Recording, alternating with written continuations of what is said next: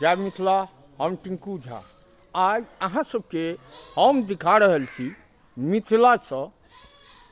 मिथिला में जर्दालू आम।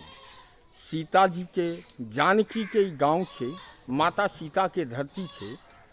देखियो मिथिला में ओनाहू आम प्रसिद्ध छे। अपने देश विदेश कतौ सँ ई देखऽ लेल मन होइत हैत। देखियो आ मिथिला में ई आम झब्बा के झब्बा, ई जर्दालू आम, ई लास्ट जुलाई से ई पकै छे और अगस्त तक ई रहे छे। ई आम देखियो छोट गाछ छे। ई लोग दरवाजा पर ज़्यादा लगबै छथि, एक दूटा आठटा। ओना मिथिला में कलम के कमी नहीं छे।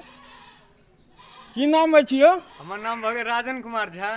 की देखै छियै? आम देखै छियै। आम देखै छियै की?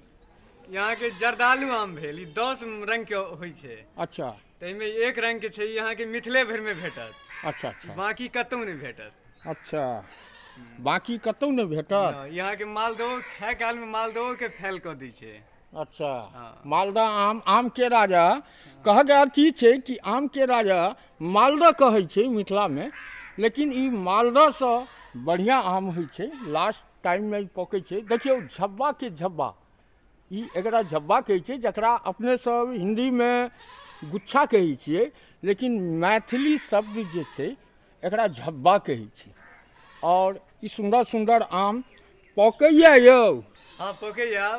पकनाई चालू हो गेल। हाँ चालू भेलै पकनाई। देखियो कहै छै कि पकबो करै छै और खाए में सुंदर सुंदर आम होइ छै। देखियो आमे आम। ई तो गाछ में 5 से ज़्यादा आम दिखाई दे रहल अछि।